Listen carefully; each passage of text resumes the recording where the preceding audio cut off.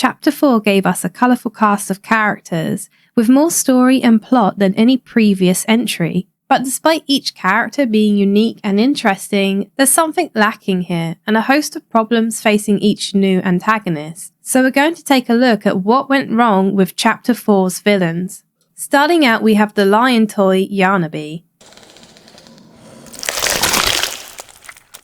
If you've seen the title, then you're aware that one of these toys is considered good, and that would be Yanabi. He has earned the title of best boy, and the Doctor does not deserve him, so why include him? Yanabi fulfills the role of most enemies in the game, and by this I mean that he's not an important character to the main story, he's just an extra obstacle for the player. But he's featured so heavily in promotional material, and a good portion of Chapter 4 is dedicated to him. So he does count as a major villain. Yanabi has an amazing introduction, which is his most memorable scene. Oh, Yanabi.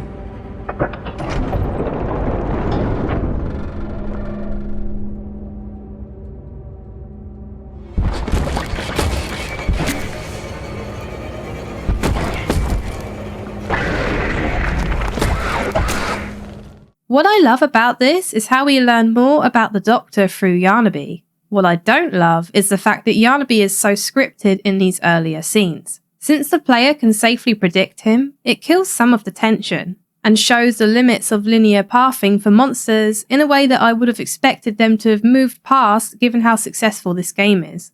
His later areas looked great. I say looked because I never got to play them because it was broken during my playthrough. I think my issue with his earlier pathing stands out so much because he's supposed to be this fast, high-energy monster. This absolute lion of a unit. So what the hell is this?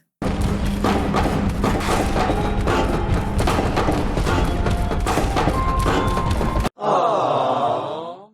He runs like a cute little hedgehog. On top of this, why does an objective pop up to tell me to run? The giant monster behind me tells me to run, game. I don't need an announcement. Why is the game holding my hand this much? Despite all of my complaints, they're actually pretty minor compared to the other characters. Yanabi is a solid villain who fulfills his role of scary attack dog, and I actually think he's the scariest monster design so far. Something about that mix of big-eyed, colourful doggo and alien mouth that splits his face apart is so disturbing and good, 10 out of 10. So Yanabi is not misused in a sense. True, he started out a buggy mess, but now he's mostly fixed. We can give him a pass into doggy heaven. However, there is one problem that Yanabi causes. See, he's not the main monster of the game. He's sharing space with two other major villains, and the other two are so plot heavy and important that the game strains to really give them enough time to develop and have satisfying conclusions. So now we come to the character that made this video possible. Oh boy, it's time to visit the Doctor.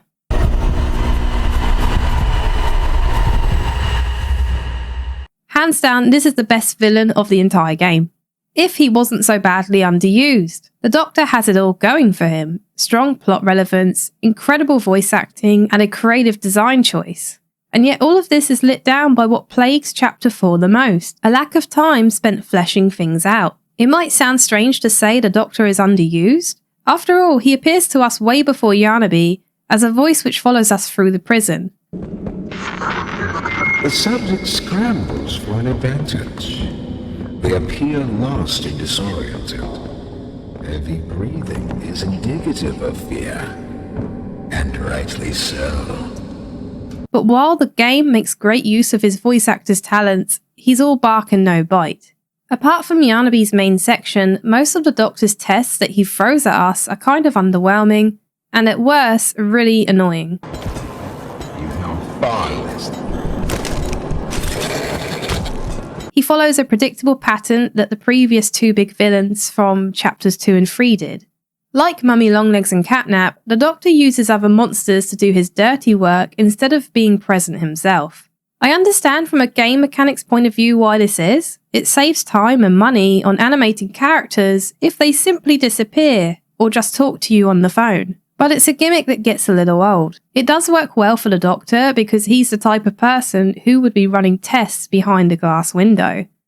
But due to this format, we really rely on the final boss fight with each villain to give us a satisfying payoff. Not even the ground beneath your feet.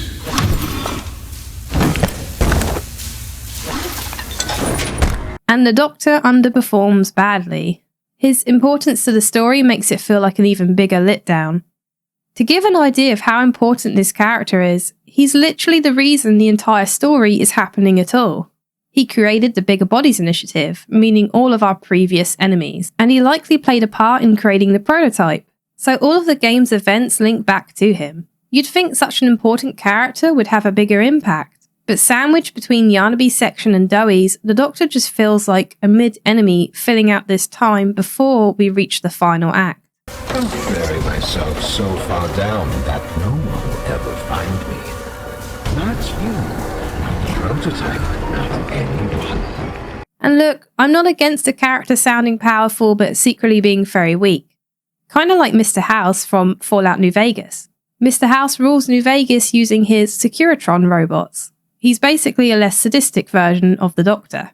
But Fallout New Vegas is a choose-your-own-adventure game with a dozen enemies and paths that the player can take, whereas Poppy Playtime is a linear experience that the player doesn't get to choose. And so every character matters more here because the story is so small and focused. Much like Pianosaurus, we have this problem where the marketing doesn't match the expectation. It really feels like the Doctor should have been the final boss fight, not Doey. The Doctor and Yanabi get relegated to smaller roles in order to save space for our final surprise twist villain, but not so surprising. And this is a problem because ultimately, Harley Sawyer is the main antagonist of Chapter 4, despite the mixed promotional material, and he's an even bigger antagonist in the grand scheme of the narrative. So it's a weird choice to have Doey be the final boss, not the Doctor. With those two out the way, we reach our final villain, Doey.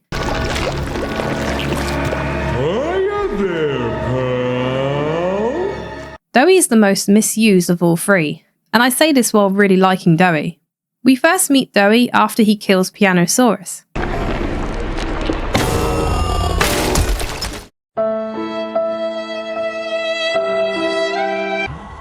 Hiya there, pal. Don't worry, I won't eat you. Straight off the bat, he gives us mixed feelings because we see that he's capable of violence, but that he's also friendly and joking. His personality is more developed and less one-note than other monsters. He's not turned rabid, but there's clearly something off about him. You can tell the devs really wanted to try something wholly new with Doey, and I really like this. He gets to be both friend and foe, and due to his Doey nature, he can literally transform into anything, which is a very creative choice. But Doey is even more complicated. He has 3 personalities of 3 different kids, which is represented on his stomach by 3 hands, and one of those personalities is very angry. So when Doey gets mad, it's not that he's losing control like a normal person, it's that one of his many personalities has taken over. I'm guessing it looks like this. The problem is, this isn't really explained, making his behaviour kind of confusing. Like near the beginning, he acts jolly one moment, only to change his voice like 10 seconds later. There's some nasty falls in this place, but I can get you across. Oh yes, definitely. So, have you seen Poppy anywhere? He also said we can trust you. I really hope that's true. At first, I thought the creators were just giving the voice actors bad directions. The game opens with a young boy who's implied to be Doey, and so it's easy to assume at this point that Doey is just made from one person. It needed to be clearer, and I don't mean by relying on VHS tapes and notes to tell rather than show. The game does this big reveal that Doey killed his parents, but the player should have gotten this impression that he's capable of this kind of violence during the gameplay. Instead, it feels like the VHS tapes were at odds with the Doey we've come to know. He goes from like a 5 to a 20 in these separate scenes of anger, and I just feel like there was a step in between that was missing. The tapes and notes should enhance what we know about a character, not be the main source of understanding. Otherwise, his multiple personalities and tapes just become a lazy shortcut to characterization. I wanted to see this explored in-game, instead of having these major character revelations given to me in notes. If we're to create an experiment that can fulfill multiple assigned roles, we can't allow any single consciousness to throw the others off. Even a simple misregulation of emotions means we have 900 pounds of dough that can shift however it pleases and can turn on even those it trusts, simply because it was overwhelmed by a stray feeling. Something I do want to focus on is this line from Doey near the end, because it really summarises what I think they wanted to do with his character. Want to kill you! Kill everyone who hurts me! Doey can't deal with emotional pain, which causes him to snap into one of his other personalities. This is really compelling, but Doey needed to be more unstable for this to work. This might sound harsh given that Doey loses his entire family in the explosion. You might say, of course this person snapped. But here's the thing, Doey would have experienced the hour of joy. Surely there's been horrible situations that have pushed him to the brink. So why do none of the other toys show any fear towards him? Why is he not more unstable? Doey comes across as tense at times, but he never feels like he's capable of murder. Other characters never talk about his anger. We never get the sense that the friendly toys fear Doey or have any reason to. Poppy says nothing about his anger, and all the toys seem to praise Doey. You to bring up to play care when you're ready. Thanks, Doey. It would have been easy to have Poppy just say one thing to show her unease around Doey, but instead the devs let the tapes do all the heavy lifting. You might think this is nitpicking, but when the final act of your story involves this crucial character change, it has to be properly established. I don't think they did a terrible job here, but it wasn't as good as it could have been. It all comes back to this lack of time by squeezing in 3 major villains. Doey is meant to be this complex character, but he doesn't have enough time in game to show his deterioration. And in some ways, by giving him multiple personalities, it almost feels like a lazy way to justify his behaviour. Think about it. If Doey has an angry personality always hidden away, then any time you want him to snap, you can just say, well, of course he did, Grumpy came out. And so you can put less effort into making it believable because you're kind of skipping a step. They made it seem like Doey can restrain his angry personality, but this means that he should have some kind of control even in the final fight. But we don't see any conflict within himself. Yes, I know he cries, but he doesn't stop attacking the player for even 1 second. His calmer personalities suddenly have zero control. He loses all shades of grey to just become a regular villain, until when he's conveniently about to die and returns to normal. I'm sorry. With someone like, say, Mummy Longlegs, a character who's established to want to kill us from the start, it's believable when she does attack us. I think we needed more unstable moments before this for his final snap to make more sense. Even showing that some toys are afraid of Doey would have really helped a lot. I know it worked for some players, but by the time I reached his boss fight, I just wasn't convinced that he would have turned on the player like this. Because the main evidence that he would is the tape of him killing his parents, which at the time listening to it felt so out of character for him that for me it was very jarring. Something was missing. And I think that something was time and showing rather than telling. Don't rely on tapes to show his unstable personality and his violence. Show him being violent in-game and towards his allies. More than this. He's out there! You brought him down?